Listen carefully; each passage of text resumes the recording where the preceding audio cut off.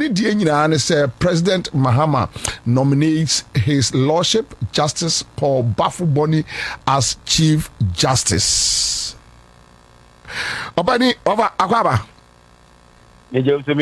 Boko de Boko Apomunso. Erade kanye ho. Ofa so yeda sorry spokesperson to the President Honorable Felix Kwachu Fosu the abetu dwa say eye unua His Lordship Justice Paul Baffoe and Oma nominating as a new CJ. What is your view on this? Oh, me the ono na the most senior justice of the Supreme Court this year. Into ono obvious choice. Na president aye na ye papa won say this year no yan speculate na ye dey nkofo photo about papers mu na ye debate na ye eno an say wa nominate no wa wie sana constitution no say now but of my musa assassin way a man for predicting about Baffoe. So don't you think the nomination will feed into the idea that okay, so let's get rid out Niemfa a Baffoe perceived maybe that is what their MPP on crop for the so Baffoe and this in on person modeneba and empowerment denaba. Don't you think they be feeding into that conversation? Oh, there be say judge there in your judge now only particular biome. And they say, no, NDCU or MPPU or CPPU, that they don't call bench, no, none there, no, party at that, and I hear him say, or a judge. Now, Justice Tokono, me, no, says him say, Yakabia, say, a history. Now, Yakoyanim. One more better say, no, agenda. Now, you know. They shouldn't forget that Baffoe when Kwesi Eniebua was leaving, you know, now Baffoe was the most senior justice of the Supreme Court. Now no, and necessarily you nominating no. Oh, I see. I see. Yes, and one more say agenda, many agenda. Mama yemfa no kure and yet discuss no so ono. Na edu say oniwa poama na next nje eba be council say enu ti ni yi talk on na na say the next 10 chief justices no womu nyina womu ti ni yi talk on. I don't think say e bribi e say yes so yes so no yes so but the end is so no Baffoe distinguished career no talk on men ho enti ofa e dey no mu sign Baffoe ho eko yi talk on Gertrude nana former president says that me person me body na Rebecca say there be body former president on one part constitution na nya adwuma na me di yaupi o mimu enje esa otu anamon bia na yesi ma criticize but the constitution no be adwuma mo ma yemfa nya adwuma the kind of distinguished judicial career Baffoe anya no very few justices of the Supreme Court never won thought as there yes say share judicial activism Baffoe doing back enyira yanoda so enti enye obia agenda maybe by sheer coincidence na President Mahama so ba be na raise set agenda na beba de Baffoe no mo nyi no mfi okra and to say de sa de no kra ekofore no because he will go down in our history one day as one of the best juries that Ghana produced. Just read, his judgment. Now, the analytical mind or what? And when you talk of, jurisprudence and judges they analyze jurisprudentially. And I'm glad that we are producing, we are now seeing younger ones following the footsteps of Mpanyinfo na abeye won de no mkono the Baffoe Bonny Poama Tanko Amadu Unikulendi Henrietta Mensah Bonso. These are very weighty judicial minds. They are dynamic as ni bombing. And I want much younger ones. One also ever and obiandi ni line mu na womunsia adwuma enye ni ye. My uncle say President Biba no nya agenda. President Biba no nya agenda. Na Akufo Addo and no nya agenda. Be yin kwada do am call Chief Justice. So the agenda no. Now obia ono the most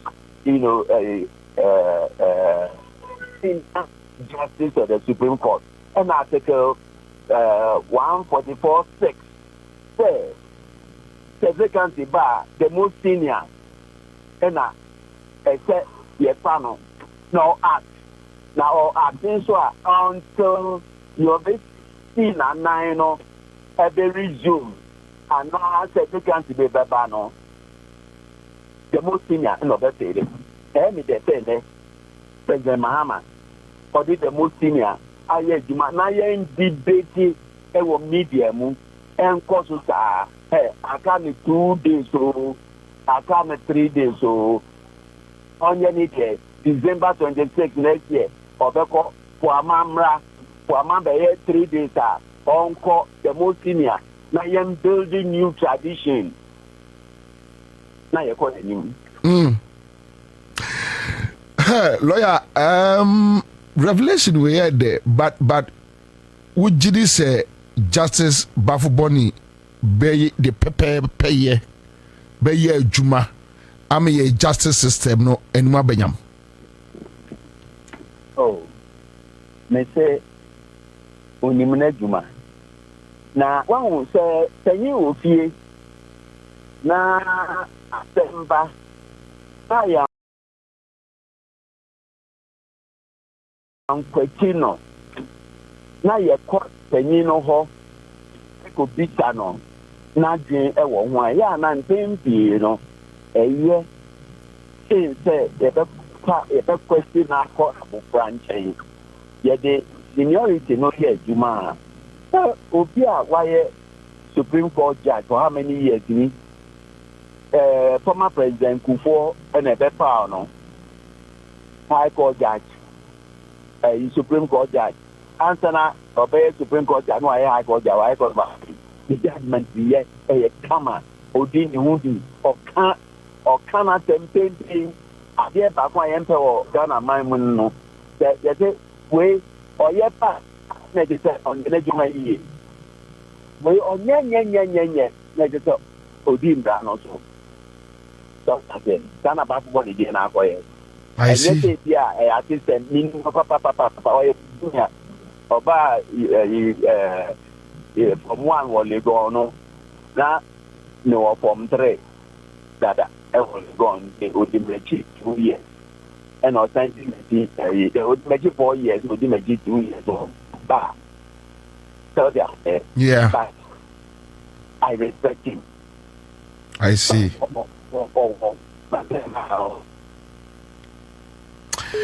Oh, Kafra on Fanche, and I think say GGA. Pacho, you with me to us for baby now. It's not my castle. Obiti say now for asare. The views about happening within the Ghana community. The idea that we want me, but take serious premium on the summer or Kekana. Now, make me no more, I can't say. Service with it. All share of this, Yavapa. Baffoe Bonnie. Sebio, but the same in what with that time, Ubia or share in a crowd there, a war, Gorso, Tony Gorso. Actually, I mean more. I have for Gorso. Bona otchere part there. Kakra, and yeah, what do Konongo, Odumase, secondary school. A year in the 4 level, and the A level, or on Ofi and Oba University of Ghana. MVP, I say you are what I know I can't say that.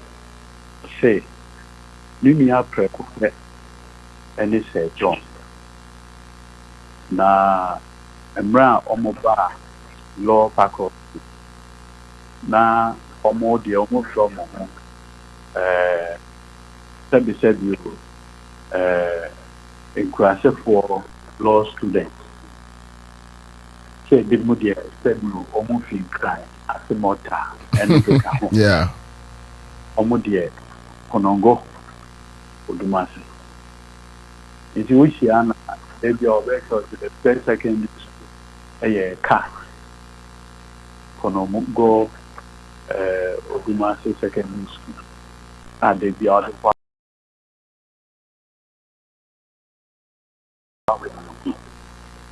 If you want to would you are law school, kakra. When we say of a second court yard, I see. How are you for? One of the towns in Asante. Oh, okay. Either going to have something. Oh, okay. You will feel home, no be a high court judge. President Gupran and ordering a court of appeal. In the court of appeal, for 2 years old, and now over Supreme Court. By the time of the Supreme Court, nothing said it was the youngest Supreme Court judge at that time. And what's now Supreme Court was Hopeson Adorye, and there President John Dramani appointing the Parliament and go through the approval process as a Parliament is one or may the Chief Justice of the Republic of Ghana. This is a welcoming news. Mr. Say is coming in at the time judiciary facing a lot of public concerns and others. With sober head, one should say, obey to me. I'm making sure, sir, you're reaching me and clear all the negative perceptions about the judiciary. Council, sir, what's your MPP ni now catch will say, oh, we predicted, say, and this mu yi tokonu nama demo party man aba. What will be your response? Thankfully, 77. And the risk, when we say, but what you need, So meet you. At the current Supreme Court, the oldest judges are for it would have been a different story if the Mahamadu Bawumia for a younger person. But what I say? Yeah. Is the oldest. So seniority, judgment wise, the beer. But what I say? Yeah. Two. When one didn't for High Court.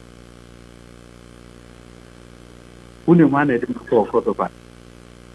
No. Now, one of the interesting things that was Baffoe. Tell me. When we say brand or The Republic of Mrs. Kennedy Agyapong. When they want to make Hey, Onwa. Mayor, I see. yes. The Republic versus Mrs. Kennedy Agyapong. That time, fact, no, no, the high court. Now, there was a story to be our camp to that. Or say, the time, say, Mrs. Rollins back for that.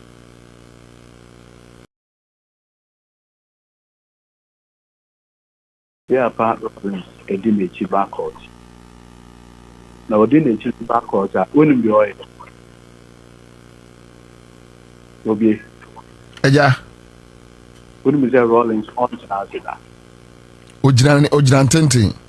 Original TV. It's there's a back to boy. I say, Papa, you back on that. Good now. On that. And it was almost like contempt of court. Also, be a back on that. Will be at nothing. Accused person in Kwan the dog. Yeah. Papa, ya ba, and then the area and the area now. No, switch now. Or say, no, would you say? Into one day, and now, offer Mrs. Rollins, the lawyer, Nana Ampo, Agyapong. Okay, I now go to my Nana Agyapong. Or abdicate here. Or no, the name is Mrs. Rollins' lawyer. Which was say, yeah, you are a friend of mine. So, Anna, Mr. Wu, who bet me out there? President Rollins said, on Nazian. Was you the welcome? And one of them. No, she, oh no, she said, Papa, you mean you for content. Do you bet you or my book? Ebia, na Benjamin. Handle. So I said, who would you bet? And one was intimidating. Very. Ujina Okoso. Intimidating power. Jina Okoso pa. Which means intimidating for intimidating judge or one. I tell you. Jina Okoso pa kasabro mi again. Sometimes. And you see, or show when you pay you. Show when you say. When you Charge what would you see about for my will make you notes now or girl. Also, no, if you say, Papa, I said, like your body, timidity. My she knew I obeying I understand last minute. Or few or four, court of appeal. It's a court of appeal, of course. President Akufo Addo didn't call court of appeal. Supreme Court. President Akufo Addo didn't call. I see. Yes. In fact, the only time President Mahamadu are getting involved with anything that is back on it. And he said after they remove CJ from suspended by reason of the constitution, it should be the senior most. It's not President Mahamadu need a choice to decide. But what you say? Metiasi. Now we need a choice.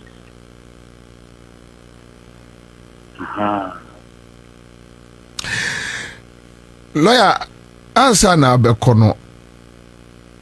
Expectations be na o hwehwe free justice Baffoe boni ho. Reforms be na o hwe kwai ba community bia o hwe kwai se we die.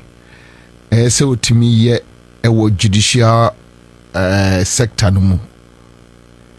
Oh, I say the perspective say e be a case delay will come. That is second. I would say judicial power, it drives on power. But what you say? The judicial power can become. Me abobi. Me no nya. The only reason I am calling go and then say yes, justice is every day. And the only reason I didn't treat you and they say yes, the public the judicial services at the justice is a free system. That's what I say. Yes. The capacity public confidence in the administration of justice conform. Look, we'll be okay. Was it Friday? Now, MPP youth organizer. Ne was doing story. Now, also, President Mahamadu Bawumia, almost caught them, and almost pay in our top. And I said, maybe that joy guy, bless journalists. So, when journalists are warm and when a friend will be an no say Anna. None say Bobian. When we say will be a year broadcast about first lady, a fear was it she owns office. That statement alone was enough to get Bobian locked up in police cells as though Wakuboko when we saw in a Mibisa, Minya Salam. You can't intimidation. What form of intimidation is worse than this? And that I know a youth organizer and no Ninsana. Now, me, and I'm in a court, our workers' college, a pay bill at the map. Now, me cut the assistance will be in a legal system up to now. Bobby, and I want here. Lawyer, Meti and Kamia Casano says, walk around here.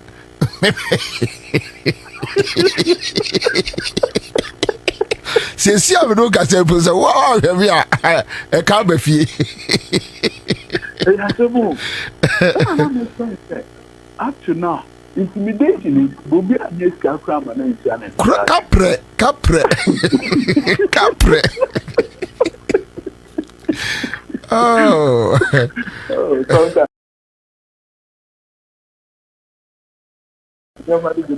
you're the yes, I'm serious.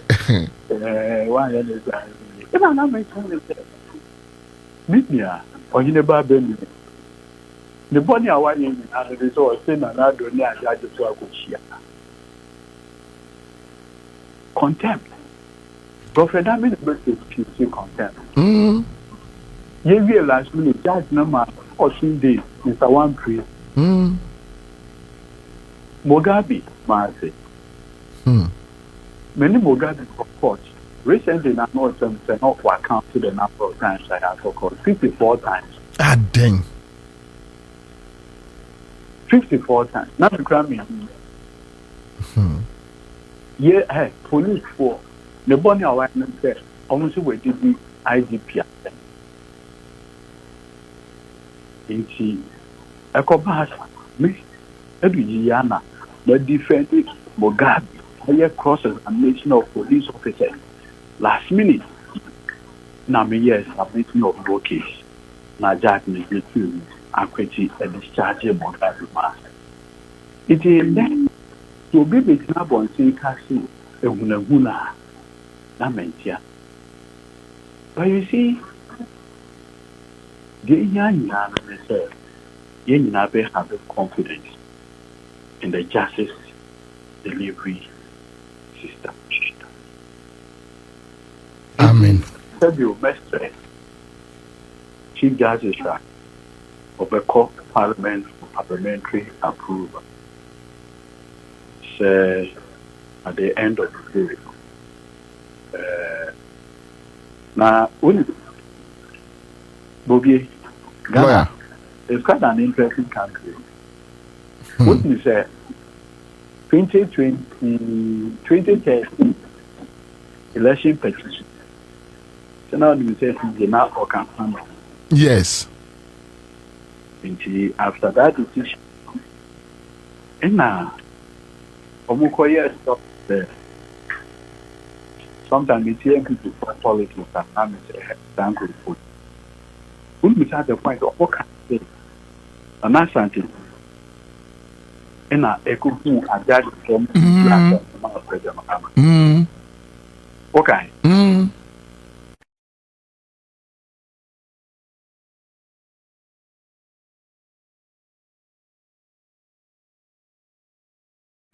I am not to be do something so.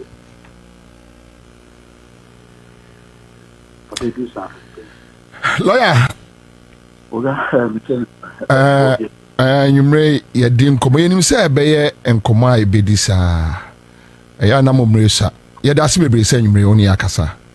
No. Amen. Pa chose.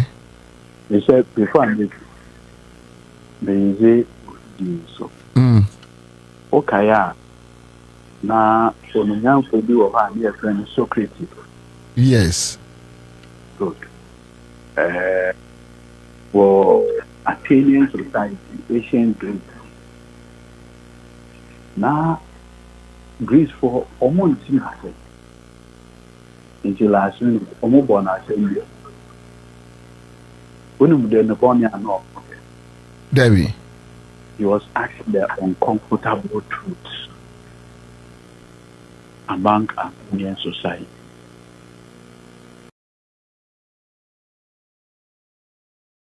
Into normal friend of the God flag. I would say 90 horses, I think account. We say small time who are shaking the body. Now Abua bin Akam. Abua no two more Abua. But me too. It's once a while. Now one walk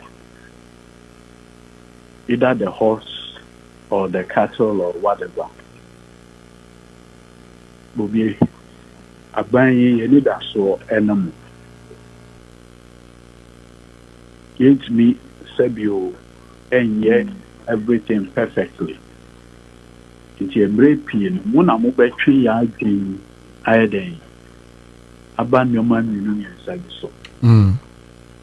It's a mess so. Sometimes no prena obeka say enye yede. But your kosona can say Mate, counsel. You do it not with malice. That's what I say. Matthias, counsel. You do it not with malice. Sebe, 1 year out of hatred. You are doing it out of love. Okay, Bobby, Madam was it. Miss me dance it. Pache mo channel pay. But I can't make those. Na wapum to say. Otchere Gyamfi nyame adawoma. Ya do bad ya say. Anope de abana school kakra na moras kakra techre ni ade. Ye ma me get truth. Na semba edi nkomo bibi atwem. Wase pushi further eko na this time round na sem na kwa me Chief Justice anyway me. Na me ye judge dada the Superior Court nti hon we me as Chief Justice dia. Me judge I kuda me am ye adwuma Justice of the Supreme Court no de wunni me mpacha we no sene besi adane no Me da se pa what we say Emerano ayesisha yedibu on sitting supreme kind of the constitution just as Emeran kuma be a acts of parliament in Ketuano. Nina ya na yanketenkete na case look pie courtwa judgment no judge for ayen and the fan interpretation no kakra wo mu yen and no na buama Emerano enyini and the judge made laws and judicial president enti se obi de asam court na nyina so wo se de mpa e buama a judge for your opportunity about bemu na Emerano enyini na Emerano enyini nti na ya constitution na ya kitwe bi enye kakraka tsa bible baby na momu no pendo to cases no eco court na emma court and the high court of appeal, supreme court a judge for e ka ho nsam na fei omo tra wo mu hie no the examples from other countries and jurisdictions na di wuram na aboa ema Emerano anyini ayekase it say nipa woda obi ani sani abodi netie na woda de gya nyefe na no ma wode ba hyehyɛ body no eno ena ma obi gira ncheka sa abante no ho afafa o obai no ho afro na nte sa de anka ye da de gya sabe obi enu wa ne ho efe engineer me pa kire ne se nia ye ma mi aye anope ma ho so bi e kwan then share the two sides of the coin. The first side of the coin no medical action no and say ye ma mi wa bua and school for a war invest year law any more Ghana School of Law any other countries in United one day they will refer to her that Tokonu versus Attorney General and when the boy me who say so we used to proceed your way at the year and you're different from another procedure. And you know that two procedures are different, you know. Nanka sa constitution article 146, you know. And then now no castle. So we are chief justice, now we are chief justice be automatically, you know, one lose position as a superior court judge. Nanka can Canadian it will be more opportunity Emma will be so ever. You to say there as IGP. When you may be as Inspector General of Police, they are the men national yet Commissioner of Police. Which on one side of the coin, our mother is in court. It's all tested in Merano. Now the moment Asante we call that tested Merano, we crowd the whole world. The BNY. What the case will be a court to that because maintain a backward seven that say, you will be as Bank of Ghana governor. What to me, I can say, okay, what you may be as governor, you may be employee of Bank of Ghana, now UCG, chief executive, you may be, you may be said, the chief executive, young Cassette, you may be some employee. It's a very beautiful year friend position. And a banner, Nipan would and would that. The beer bobo would the beer bobo would hear what maybe so and here one side of the coin. Let me go to the other side of the coin. First thing I'm and say so person would dimba daily graphic more. Your coin you know over to my first would dimba graphic more front page. Radio. The first one is a witty way so you know what you say we you know muscle ham. Now you won't free you as a best otchere. Daily graphic front page would be ever. So one penny sounds so dear. And yes, advocacy to say be a journalist of the year. The patch I know so I dare say would be baba graphic front page. Now may assure say second scenario and no one now when they make us say what that person done for and they will man will not know baba the bigo. Your baba within the Kyle our yes, we back I will say when I chase the kind Manusi Subina, so Okum the man the did say, yeah, no be na Woshisha. Na first scenario, and no be na Yama Meno iron. And they say, Yamura Sanya, the case now, yet, and Okan some come and Sana, Baba Shasi interview. Say, yet the way Superior Court judge, High Court, Court of Appeal, Supreme Court, especially at the Supreme Court. Munyina mo ye pets. Between will be a somewhere may Chief Justice of the Republic of Ghana. And I'm saying munyina mo ye pen entino. Na mo ye judges, especially starting from the High Court. Munyina friend of my lord, munyina justice, Mr. Justice so and so, Mr. Justice so and so, the magistrate court and the circuit court, you have justice and so. The High Court going, you have superior courts, and the judge to one of your friend justice. One fancy so and patrol, so what's in a woman? Radio Not superior courts, so meaning in Nara. Yema Chief Justice were careful as their president to know or say, so what percent the free wakonya edi free was here. A quite mienu na the end result na de a bakope. A quite mienu no bakone say Gyamfi ordinary judge of the Superior Court of Judicature. Or see, I know the petition no directed to the Chief Justice. Two, on no bench saying you have slow woman and you have slow him and you kind of prima facie with the ordinary English merit, whether it has merit or not.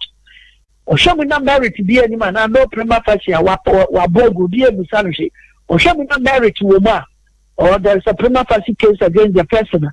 No, I set up committee. Set up committee, a report, and the better. I will be who said, Mammy and Papa. Because we see after transits, no friend to my dear Bush, or they are quite not court to them. They also Papa Najan yet. May I call your Forson doctors and psychologists are sharing my journey. The procedure is that also will be the petition ever. The petition will be referred to doctors who say no crap near for procedure. Next one, any your friend say gross stated misbehavior. We can't say misbehavior, but for will be at here. The next one, any you can't say Obia the Juma and say you cry incompetence, completely incompetent, and so we are at here. And the grounds, so no, whether you are a Superior Court judge or Chief Justice, no, grounds in the FPP. Now, one proceed the annual year, and no, not assessor. And darko, I just Chief Justice, maybe any political procedure, my explaining, and any other justice at the end, a judicial procedure, and also my explaining, and I'm Chief Justice, so. But the end result, no, and they say, we are Granina, Wunan, for you, go flat into my white. We are Keniba, Asante Anasa, Chimana, Koruana, Bono. Now, those who were go flat to Matuntum, the Pacho, and your procedure or formality. But the substance is that, maybe a year. Yeah. Yama say, Yama me, na ya yusu procedure. Constitution no actually so quite fast on the pamu. Now what would any different procedure because we will lose normal menu, ya pamu and normal menu, and it said we get justice be automatically so number 2. We get Ghana. Everything you say decimal so. If the man ya what Jane say Constitution makes her say ya pamu as a Chief Justice. No other ordinary judge. In the say a set up another committee, senior this time, you know, applicable to other judges. They say you see the same charges against you. Oh, the committee also have the same conclusion. When in law, your friend of absurdity or preposterousness. Absurdity or preposterousness. It's just a idea with the quadrin more engaging. All because Yama men or part Constitution now maybe say you were as Chief Justice, me you were as President. Oh Jesus Christ. That's all. Thanks for watching. Like and share the video. You can also drop your comment. Please don't forget to subscribe. Click on the bell to turn on the notification.